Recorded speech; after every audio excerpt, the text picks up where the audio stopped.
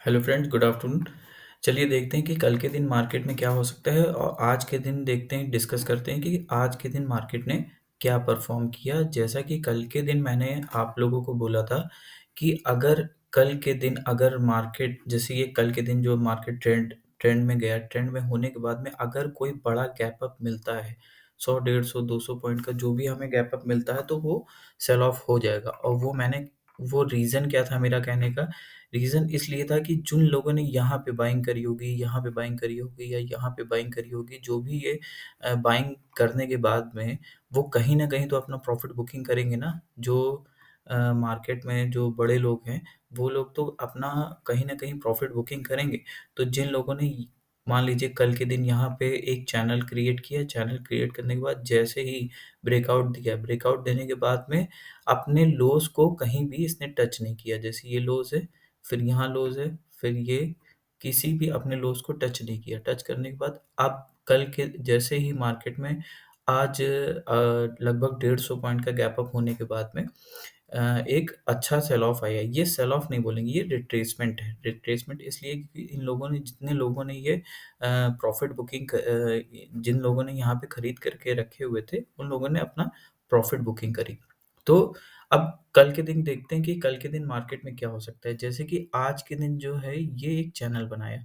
यहाँ पे ही मार्केट क्यों आकर के रुका? अब आप देखिए कि जैसे कि मार्केट ने यहाँ गैप अप खोला, गैप अप खुलने के बाद में कल के दिन जहाँ पे सबसे ज़्यादा मार्केट अपने आप को होल्ड करके रखा हुआ था, वहीं पे आकर के सेल ऑफ रुका।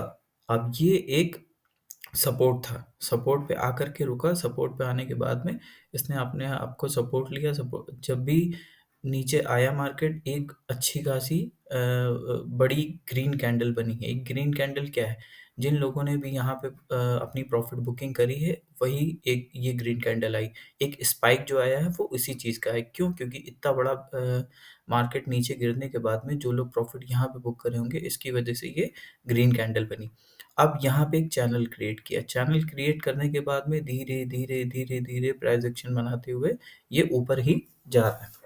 तो कल के दिन अब जिन लोगों ने यहाँ पे कोई मान लीजिए यहाँ पे किसी ने पुट लेकर के रखा होगा, तो यहाँ पे अपना स्टॉप लॉस सेट करवाया होगा। अब मान लीजिए यहाँ पे किसी ने पुट लिया होगा, यहाँ पे प्रॉफ़िट बुक अगर नहीं कर पाया होगा, तो इन लोगों का अच्छा खासा लॉस हुआ होगा। तो वही है कि अब जब तक हमको एक कोई ट्रेंडिंग मार्केट नहीं मिलती है, तब तक हम लोगों को ज़बरदस्ती का ट्रेड करने की कोई ज़रूरत नहीं है। कल के दिन भी मैंने बोला था कि जिन लोगों ने यहाँ पे बाइंग करी होगी, कल के दिन एक प्रॉफ़िट बुकिंग आएगी। आप पिछली वीडियो में जाकर के देख लीजिए। अब हम लोग कल के लिए डिस्कस करते हैं कि कल के दिन मार्केट में क्या हो सकता है। कल के दिन अगर देखा जाए तो एक यहाँ पे एक चैनल क्रिएट करने के बाद में ये फिर से ऊपर मार्केट जाने की कोशिश कर रहा है। जैसे कि हमारा जो रेजिस्टेंस था 44,500 का था, लेकिन उसके नीचे ही क्लोज़ हुआ है। अब आज के दिन मार्केट में जैसे अगर डो जोन्स ने या मार्केट ने अच्छी गैप अप खुला या किसी वजह से भी मार्केट अगर गैप अप खुलता है, तो यहाँ पे जितने लोगों ने पुट बाइंग करी होगी उनका स्टॉप लॉस यहाँ का होगा। 44,000 मान लीजिए 44,600 का स्टॉप लॉस होगा। जैसे ही यहाँ पे मार्केट ये अपने आप को यहाँ से जैसे ये पिछला जो लो है ये सॉरी पिछला जो हाई है, इस हाई को अगर तोड़ता है 44,600 के ऊपर अगर जाता है, तो हमारा पहला टारगेट होगा 44,750 का। अगर इसके ऊपर मार्केट जाता है तो हमें हमें 45,000 का टारगेट बहुत ईज़िली दिख जाएगा। चलिए देखते हैं कि बैंक निफ्टी में कल के दिन क्या हो सकता है। पहले हाँ, इसमें ये भी देख लेते हैं कि अगर किसी वजह से भी गैप डाउन हुआ और गैप डाउन होने के बाद में तो हमारा जो पिछला सपोर्ट आ रहा है वो 44,100 का आ रहा है।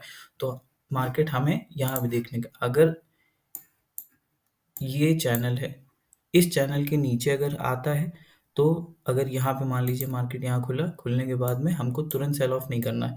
मार्केट यहाँ जाए, एक अपने आप को ये यहाँ पे रेजिस्टेंस के पास में जाकर के फिर से अगर यहाँ पे आता है, तो हम लोग यहाँ पे एक पोजीशन बनाएँगे जो हमारी फर्स्ट टारगेट होगा हमारा 44,100 का। और इसी तरीके से अगर इसके ऊपर मार्केट खुलता है या इसी बीच में खुलता है, खुलने के बाद में हम लोग फिर से एक 44,700, 700 के बाद में 44,800, उसके बाद में धीरे-धीरे हम लोग अप की पोजीशन बनाते रहेंगे। ओके, अब बैंक निफ्टी में देख लेते हैं कि बैंक निफ्टी में क्या हुआ। बैंक निफ्टी ने अपने आप को बहुत ही अच्छे तरीके से होल्ड किया। जैसे कि मैंने बोला कि बैंक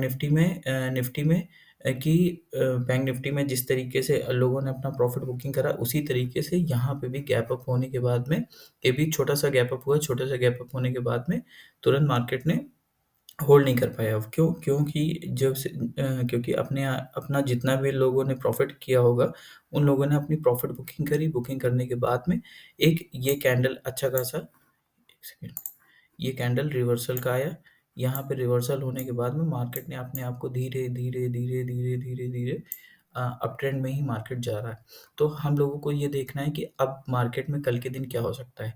अब देखते हैं कि ये जो अपने आप को हाईज़ पे जो निफ्टी ने अपने आप को सस्टेन करके रखा हुआ है, ये अब ऊपर जाता है कि नहीं जाता है।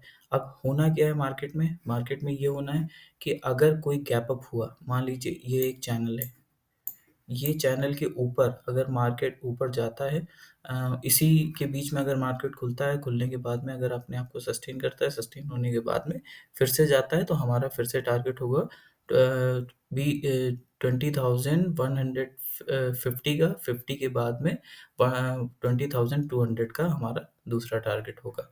और किसी वजह से भी अगर बैंक निफ्टी इस चैनल के नीचे 20,050 के अगर नीचे खुलता है किसी भी वजह से, तो हमारा पहला टारगेट होगा 20,000 का। और बाकी आप लोगों को ये वीडियो कैसी लगी, वो आप कमेंट करिएगा, लाइक करिएगा, सब्सक्राइब करिएगा। Thank you so much. जय हिंद।